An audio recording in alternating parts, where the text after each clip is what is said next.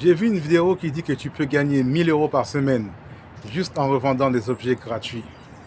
Et franchement, quand tu entends ça, tu te dis, est-ce que c'est vraiment possible?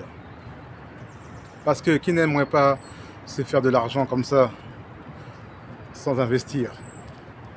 Voici comment te faire 1000 euros par semaine le plus facilement possible. Déjà, 1000 euros par semaine, ça attire directement l'attention. Mais moi, ce que je me demande toujours, c'est est-ce que c'est vraiment réaliste?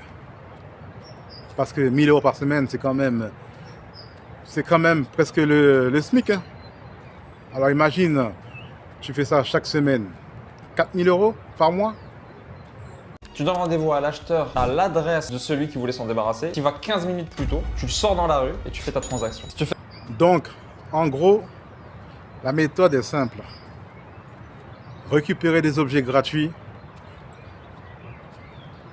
les mettre en ligne et attendre qu'un acheteur te convoque, ou plutôt te contacte. Tu vas sur le site jedonne.fr que les gens utilisent pour se débarrasser de leurs vieux objets, les meubles, les lits, les canapés, etc. Quand les gens veulent remplacer leur canapé, c'est beaucoup plus simple pour eux de se débarrasser de l'ancien plutôt que d'essayer de le vendre. Alors honnêtement, l'idée est plutôt intelligente parce que tu prends quelque chose gratuit et tu le revends. Donc forcément, tu peux faire du bénéfice. Premièrement, tu vends un objet qui ne t'appartient pas encore. Et ça, c'est risqué parce que l'objet ne t'appartient pas.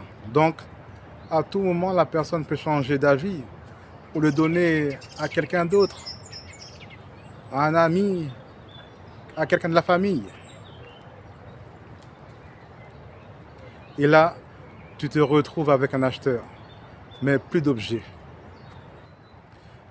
Deuxièmement, tu dois gérer 2 personnes à la fois. Tu dois gérer la personne qui vend, ou plutôt la personne qui veut se débarrasser de son bien, et la personne qui achète. Et le jour du rendez-vous, si une des deux n'est pas disponible, ça bloque tout.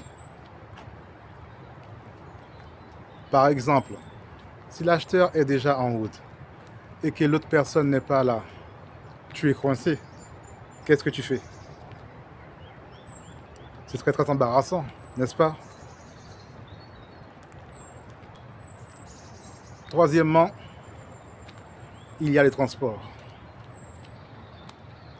Un canapé, un lit ou un frigo, ce n'est pas un petit objet. Il faut le déplacer, le sortir, parfois le porter. Et ça demande du temps, de l'organisation et parfois même un véhicule. Et tout ça, tu dois le faire rapidement avant que l'acheteur arrive. Ce n'est pas impossible, mais c'est clairement pas aussi simple qu'il le dit dans la vidéo. Pour faire ça, il faut trouver plusieurs objets, les vendre, organiser les rendez-vous et que tout se passe bien à chaque fois. Et on sait que parfois il y a des inconvénients. Alors, l'alternative que j'ai, il y a une méthode plus, on va dire, plus propre. Acheter, récupérer et revendre. C'est plus sûr et plus sérieux. Moi, je connais des gens qui font ça.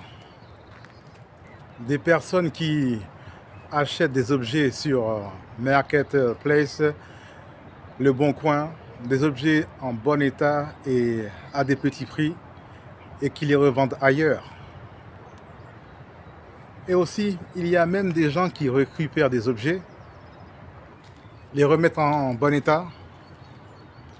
Donc oui, tu peux gagner de l'argent avec ce genre de méthode. Mais ce n'est pas aussi simple que 1000 euros par semaine.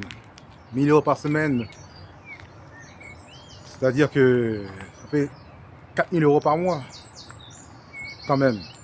Donc en résumé, le problème avec cette méthode, c'est que tu vends un objet que tu n'as même pas encore. Donc à tout moment, la personne peut changer d'avis. Ensuite, tu dois gérer deux personnes, le vendeur et l'acheteur. Et si une des deux personnes n'est pas disponible, tout s'annule. Sans parler du transport. Parce qu'un canapé, ça ne se déplace pas facilement. Voilà. Si tu veux que j'analyse d'autres méthodes pour gagner de l'argent, abonne-toi.